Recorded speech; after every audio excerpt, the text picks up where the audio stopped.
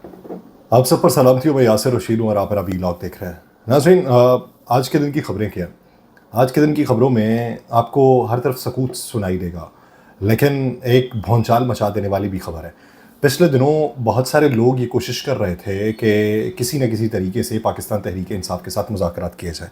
अच्छा, वो सिर्फ पाकिस्तान तहरीक इंसाफ के साथ मुज़ाकरात नहीं लगते थे, हमें ये लगता था कि शायद हुकूमत इसमें नाकाम हो जाएगी और हुकूमत किसी को मना नहीं पाएगी। जब हम लोगों से ये सवाल करते थे कि जिस तरह मौलाना फजलुर रहमान साहब वो ये कहते थे कि 2018 के बाद 2024 की जो हुकूमत बनी है ये उससे भी बदतरीन हुकूमत बनी है, ये धांधली ज़दा हुकूमत बनी है। तो इसी को लेके हम जब हुकूमती बेंचेस वाले लोगों से सवाल करते थे तो जवाब देते थे मौलाना को मना लिया जाएगा। हम सोचते थे कैसे मनाएंगे। जमीयत उलमा इस्लाम फे वालों से भी पूछते थे, जवाब हमें ये मिलता था कि मनाने की बात होती तो मियाँ शहबाज शरीफ साहब, मियाँ नवाज़ शरीफ साहब, आसिफ अली ज़रदारी साहब, उनके पैगामात भी मिले, उनसे मुलाकात भी हुई, लेकिन हम इस बारे में तो है ही नहीं कि इनके साथ बैठ के बातचीत हो जाए। वो कहते हैं कि हमें जिस तरह से हरवाया गया है हम इनके साथ बैठ के बातचीत नहीं करेंगे। फिर हमें ये नहीं पता चला कि पाकिस्तान मुस्लिम लीग नून के लोग जो कुछ बातें कर रहे हैं इनके मकासद क्या हैं। पाकिस्तान मुस्लिम लीग नून को ये छोड़ेंगे नहीं, और अगर ये पीएमएलएन को छोड़ते भी हैं तो कोई और जमात इन्हें रखेगी भी नहीं। तो फिर ये बयानात क्यों हैं? ये बयानात एक फ़ज़ा बनाने के लिए थे। वो फ़ज़ा बन चुकी है, जिसको लेके शहरियार अफरीदी साहब ने पहले ये बात की कि मुज़ाकरात जो हैं वो हुकूमत में बैठे हुए लोगों के साथ नहीं होंगे। हम मुज़ाकरात जो हैं वो आर्मी चीफ़ और डीजी आईएसआई के साथ करना चाहते हैं। वो हमारे साथ मुज़ाकरात कर लें तो हम मुज़ाकरात की मेज़ पे बैठने को तैयार हैं। फिर ज़हन में ये आता था कि बयानात खान साहब के कुछ और तरह के हैं, तो शहरियार अफरीदी साहब अगर ये बात करेंगे तो उनके साथ बैठ के मुज़ाकरात किस तरीके से हो सकते हैं। तो आज के दिन की डेवलपमेंट ये है कि आज एक बड़ा बयान जो है वो अडयाला से जारी हुआ, जिसकी तस्दीक जो है वो शिबली फराज साहब करते हैं। लेकिन उस बयान को आप तक पहुंचाने से पहले ये बता दूं कि कुछ अरसे में जब से ये ईद गुजरी है एक खामोशी सी है। खामोशी सी आपको क्या दिखाई देगी कि मौलाना फजलुर रहमान साहब भी वैसे नहीं बोले। पशीन का एक जलसा हुआ, उसके बाद नहीं बोले। एएनपी भी नहीं बोली, बीएनपी भी नहीं बोली, और भी बहुत सी जमातें जो नहीं बोल पाई। जमात इस्लामी नहीं बोल रही, क्योंकि इसलिए नहीं अभी बोल रही कि उनके अमीर तब्दील हुए हैं, उनके अंदरूनी कुछ मामलात हैं, वो अभी सेटल डाउन होंगे। तो अभी वो रीवैम्पिंग की तरफ जा रहे हैं। तो रीवैम्पिंग के बाद उनकी तरफ से मुज़ाकरात के लिए हामी भरी जाती है या वो धरनों की सियासत पे आते हैं या अवामी सियासत पे आते हैं, उसका तो अभी फैसला होना है। तो इसलिए उनकी भी खामोशी थी। पाकिस्तान तहरीक इंसाफ सिर्फ बोलती थी, लेकिन उस तरीके से ज़िमनी इलेक्शन के बाद आपको देखने में सिर्फ यही लगेगा कि वो अदालती जंग लड़ रहे हैं। अगर ग्राउंड की सियासत देखें, एक तरफ उन्होंने ऐलान किया कि हम यौम तासीस बनाएंगे, तो वहाँ से बहुत सारी चीज़ें उठा ली गई जिस जगह का इंतखाब किया गया था। फिर जब ये ऐलान किया कि हम इलेक्शन के नताइज पे एहतजाज करेंगे, तो उनके बहुत से कारकुनान को गिरफ्तार किया जाना शुरू हो गया। अब इस सारे मामले के ऊपर जब अदलिया में ये बात डिसाइड हो चुकी है कि हम कोई भी बैरूनी दबाव को कबूल नहीं करेंगे, जिसको लेके बहुत सारे जजेस ने वाज़ेह तौर पे ये पैगाम दे दिया, और जिस पे अज खुद नोटिस लेने के हवाले से भी बातें होना शुरू हो गई।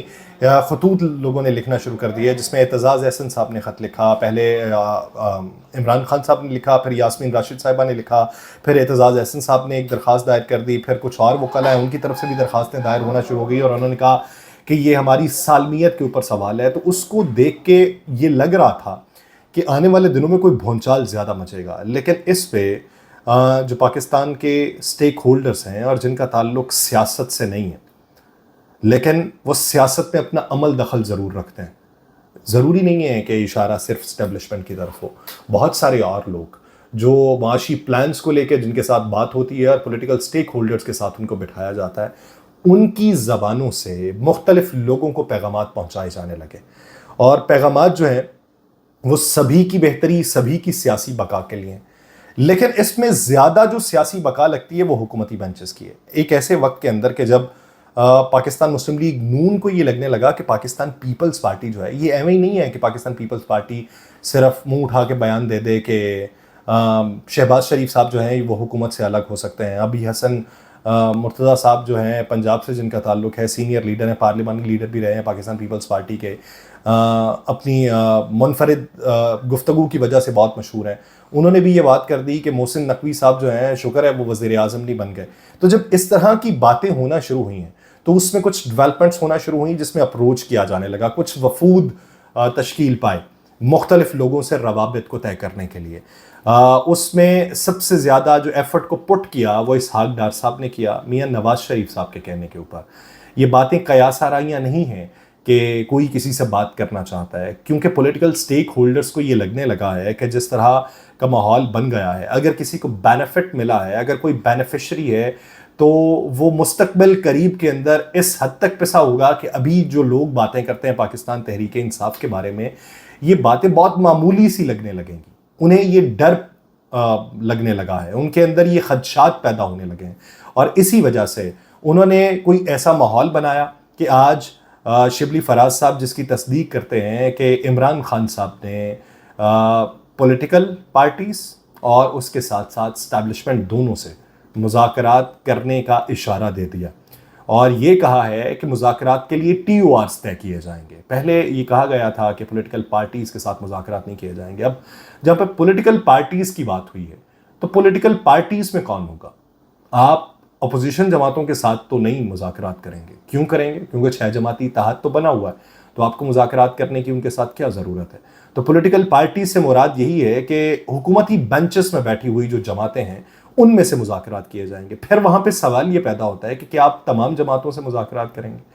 پاکستان پیپلز پارٹی ابتدائی طور پہ پاکستان تحریک انصاف کو یہ کہہ چکی تھی، جس کا اعتراف اب آ کے انہوں نے یہ کیا کہ ہم نے انہیں یہ کہا تھا کہ اگر آپ حکومت نہیں بنانا چاہتے تو پھر آپ ہمیں حکومت بنانے دیں، بلاول کو وزیر اعظم بننے دیں۔ تو جواب ہمیں یہ موصول ہوا تھا بیرسٹر گوہر کے توسط سے کہ عمران خان صاحب اس بات کے اوپر راضی نہیں ہیں۔ جب انہوں نے پولیٹیکل جماعتوں سے مذاکرات کی بات کی ہے تو بادی النظر میں یہ دکھائی دیتا ہے کہ پاکستان مسلم لیگ نون تو نہیں لیکن دیگر جماعتوں کے ساتھ ضرور مذاکرات کیے جائیں گے۔ اس میں بینیفیشری پاکستان مسلم لیگ نون تو ہوگی، ضروری طور پہ ہوگی، کیونکہ مستقبل قریب کے اندر کچھ ڈیولپمنٹس پاکستان میں ایسی ہونی ہے کہ جس سے جو مہنگائی کی سپائک ہے وہ اوپر جائے گی۔ تو مہنگائی کی شرح جو اوپر جانی ہے اس کی بنیادی وجوہات یہ ہیں کہ ری ویمپس اور ریفارمز کے نام کے اوپر، بہت سارے اداروں میں اصلاحات کے نام کے اوپر مہنگائی کو عروج دیا جانا ہے، جس پہ شرح سود کے اندر بھی اضافہ ہو سکتا ہے۔ جب شرح سود کے اندر اضافہ ہوگا، مہنگائی اوپر ہوگی، تو یہ پھر سوشل میڈیا کی حکومت نہیں چل سکے گی۔ آپ صرف بیان بازی سے روٹی کی قیمت کو کم نہیں کر سکیں گے، یا صرف وزیر اعظم کا یہ کہہ دینا کہ کسانوں کی مشکلات کو دیکھتے ہوئے میں نے تمام حکومتوں کو یہ حکم دیا ہے کہ وہ کسانوں سے گندم کو خریدیں، صرف اسی کے اوپر تکیہ نہیں کیا جا سکے گا۔ اس کے لیے باقاعدہ پلانز ترتیب دینا پڑیں گے، اور پلانز موجود نہیں ہوں گے۔ تو بینیفیشری حکومت تو ہوگی کہ جب آواز اٹھانے کے لیے اور عوامی آواز کو طاقت پہنچانے کے لیے کوئی پولیٹیکل پارٹی میدان کے اندر موجود نہیں ہوگی۔ اب دیکھنا یہ ہے کہ ان مذاکرات سے راستہ کیا نکلتا ہے۔ یہ اشارہ جو دیا گیا، جو بیان دیا گیا ہے، یہ صرف ہلچل مچانے کے لیے ہے یا مستقبل کا فیصلہ کرنے کے لیے؟ کچھ دن ہے، اگلا ایک ہفتہ اہمیت اختیار کرتا ہوا دکھائی دے رہا ہے، تو اگلے ایک ہفتے میں کیا چیزیں ڈیولپ ہوتی ہیں، کیونکہ پاکستان تحریک انصاف کے رہنماؤں کو یہ لگ رہا ہے کہ زیادہ سے زیادہ 2-3 مہینے خان صاحب باہر آ جائیں گے، لیکن انہیں یہ بھی لگتا تھا کہ اپریل کے مہینے میں آ جائیں گے۔